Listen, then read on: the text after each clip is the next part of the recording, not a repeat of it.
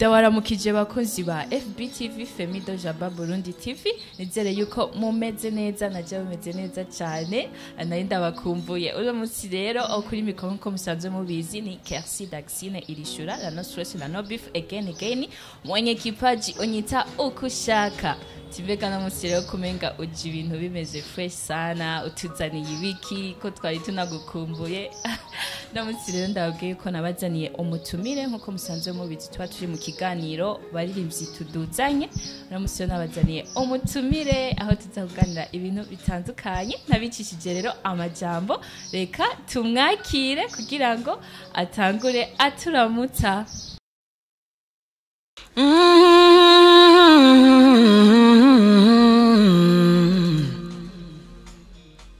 Yeah.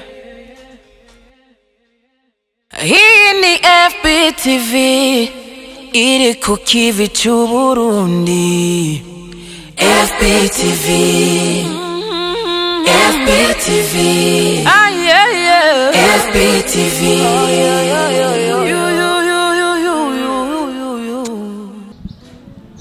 Ni sawa? Ego ni sawa, ni sawa na. Neza? Ego meze neza. Zakubona usa neza. Merci. Ushobora kuramutsa abariko baradukurikirana ongera unatwidondo? Ego jewe izina ryanje abavyeyi bampaye ni Ange Soleil Mugisha. Hama ryo nkoresha mu muziki naryo ni Am Soleil. Ego Am Soleil official official singunda kugashira ko gusa nako nyene kariko. Ego. Am Soleil official. Umva yuko ari ibintu bimeze neza. None kubera iki washize ko ako gantu umenga n'ubwa mbere nyene umuntu abakumvise oya nyene n'akantu kari simple donc umva ni Ange hama na Mugisha ni Ange Mugisha Soleil Am Soleil n'utuntu twabanye nuba wikiri okay turaguhaye ikaze rero muri FBTV merci nizere yuko abafana bawe ndetse n'abakuzi ba FBTV baza kuba bariko baradukurikirana baza kuryoherwa cyane gose okay Am Soleil wavuze ati ukoresha Am Soleil official kuri YouTube aho twumva yuko nyene uje nk'umurimvyikazi wo ngahi wacu mu Burundi duhereye rero ku ntango vyakujemo gute utuganirire nyene utubwire ingene vyagenze muri rusange bon novuga ku ibintu byo kuririmba mfatanije no gukina film bon ni ibintu nakuze nkunda cyane kuva nyene nkiri mutoya nkumva ati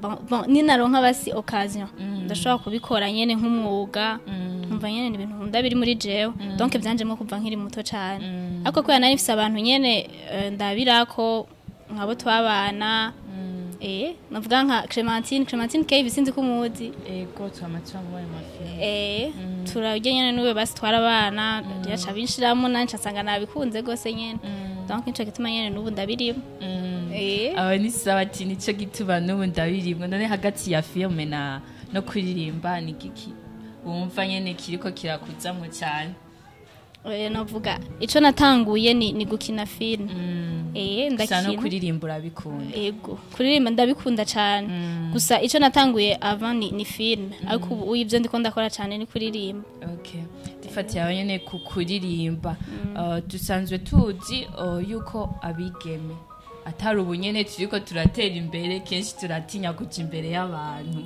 ugasanga turafise isoni cyangwa ugasanga abandi bantu badufashe uko tutari no munsi yo mwakino kiganiro Abaririmvyi Tuduzanye novuga ati dushimikire cyane ku mwigeme umwigeme mbega tumuha iyihe shusho iyo yinjiye mu muziki kwandazi uririmba profane sinzi cyane ko wobuvangura za kubitubwira ni yihe shusho nka wewe mu kibano baguhaye uvuye muri ivyo vya film ukaja mu muziki tubwire feedback waronse umaze kwinjira mu muziki utanguye kuririmba okay bon icambere cyo novuga mu Burundi sinzi ko ari mu Burundi gusa ariko mvuga ibyo nkunda kubona hari ukuntu abantu bamaze kwiha umaze kuvuga ngo ugiye kuri ibyo byo kuririmbaho baca bakubonamwo iyindi image mengo uje undi muntu mushasha ezoca badukana ingeso mbi ijana nyine bakavuga ibintu byinshi gusa nyene umuntu wese afise objectif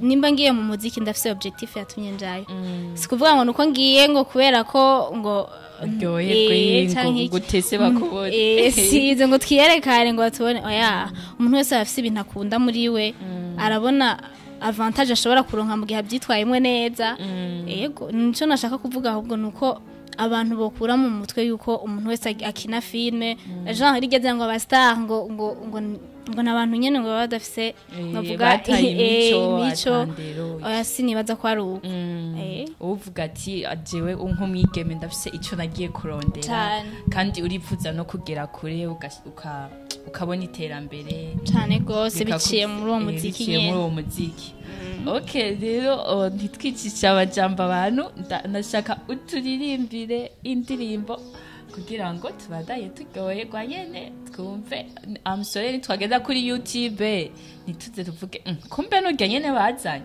gera tuvyumvirize ngaha nyene okay nta kibazo indirimbo icambere yitwa I Miss You ni heruka gusohoka imaze imisi mikeya kuri YouTube kandi nubundi ndacakeneye ubufasha bwabo kubera ko sinovuga ngo narakwije ndabashimira uko bariko barakora ariko ndashaka ko babandanya banshigikira mu kuraba iyo ndirimbo nyene ego wanditse I Miss You by Amsoleil tuyibona okay ikindi naco Amsoleil benshi kirakunda kubacanga bakandika mu Congereza ariko ni AM nyene nkuko nabisiguye ko ari Ange na Mugisha okay nta kibazo ndashobora kubaririmbira ego ready to get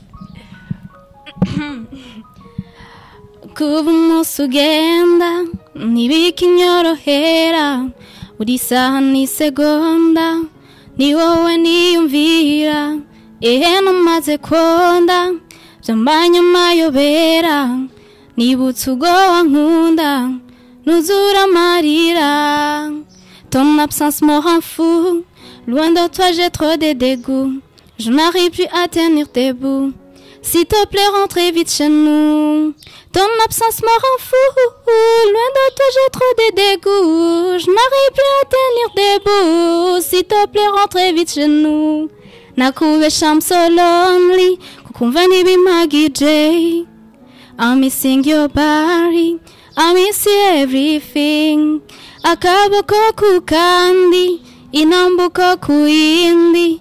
Wanyigije ububandi. Ndabikumbuye. Wow. Zinzinyarogeza ngaho. Thank you so much. Ufise ijwi ryiza. Kandi amajambo uriko urayumviriza n'amajambo novuga wayandikiye umuhungu. Bon, si true story ariko. Waririmbye abandi. Oya navuze abandi bantu ivyo dukunda kubamwo Jean basi nafatiye kuri ide nk'ubu gasanga nyene afise umuntu mukundana akaja dufate par exemple nko kwiga hanze canke akaja gukorerayo ndagukumbuye Jean nyene amajambo ushaka gukoresha mugenye n'uwo mukumbuye ego umva n'indimbi ko bivuga nyene I miss you akapana wewe simbuze wewe n'ubundi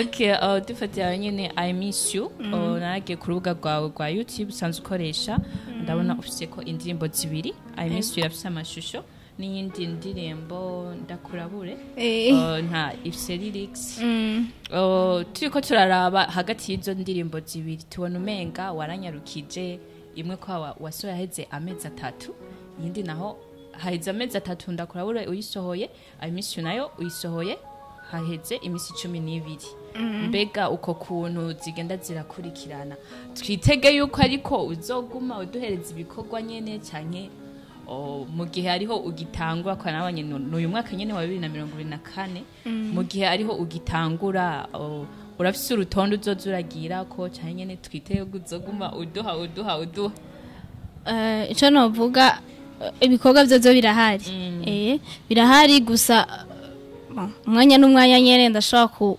kubabwira ati ndi mukubaha akantu nyene gashasha sinovuga ngo ni mu kwezi kuza canke ngo nubu nyene oya gusa nyene ibikorwa biba bihari gusa nyene ko umuntu nyene abari we atararonka neza nyene ndakubaze urafise management oya management ntayo mfise usanga ariko akundi nyene umuntu avuga ati ibikorwa byawe biranezera kavuga ati no shaka kugufasha kubige ndabicishije aha canke uku ego hanini nyene novuga ati ni jewe nyene ubwanje n'abamfasha nyene ba